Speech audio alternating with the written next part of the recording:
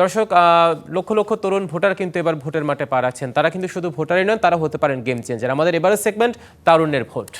আমাদের পড়াশোনা শেষ করার পরে একজন পুরুষ চাইলে বাইরে যাইতে পারবে, তো সে জেলার বাইরে বা দেশের বাইরে যে নিজের কর্মসংস্থানের ব্যবস্থা করতে পারে। মেয়েদের ক্ষেত্রে এই সুযোগটা খুবই কম, নাই বললেই চলে। আমরা চাচ্ছি যে আমাদের জেলাতে যে নতুন প্রতিনিধি হবে তাদের উচিত এই বিষয়গুলোতে পদক্ষেপ নেওয়া। যেই সরকারে আসুক, তো আমি একজন তরুণ হিসাবে আমার চাওয়া আছে যে আমাদের মাগুরা জেলায় একটা কর্মসংস্থানের জন্য যে কোনো একটা কর্মসংস্থানের ব্যবস্থা হোক, উপজেলায় হোক বা ইউনিয়নে হোক। আগামীতে যে এমপি হয়ে সংসদে বসবে, বিগত দিনের এমপির মতো তরুণদের যে প্রতিশ্রুতি দিয়েছিল ভোটের আগে, সেই প্রতিশ্রুতি লঙ্ঘন না করে জনপ্রতিনিধি হবেন, সংসদে যাবেন। তাদের কাছে আমার একটাই প্রত্যাশা, তারা মাগুরাতে একটা সুন্দর কর্মসংস্থানের ব্যবস্থা করবেন।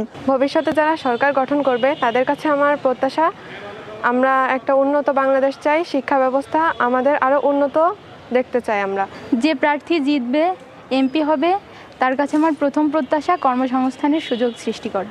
তারা নির্বাচনের আগেই অনেক ধরনের প্রতিশ্রুতি দিয়েছে জনগণকে এবং ছাত্রদের নিয়ে অনেক কাজ করার কথা বলেছে, কিন্তু আমরা সে প্রতিশ্রুতিগুলো পূরণ দেখতে পাইনি।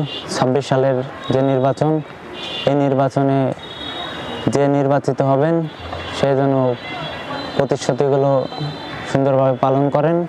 অনেক শিক্ষিত বেকার ছেলেপেলে ঘুরে বেড়াচ্ছে, মাদকাসক্ত হয়ে যাচ্ছে।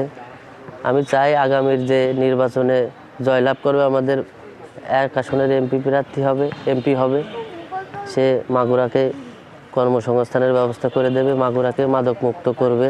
এমনভাবে কিছু শিল্প ইন্ডাস্ট্রি গড়ে তুলতে হবে যে আগামীতে যাতে একজন মাস্টার বা অনার্স পাস করে বিদেশে না যেতে হয়, নিজ দেশে যাতে কর্মসংস্থানের ব্যবস্থা হয়।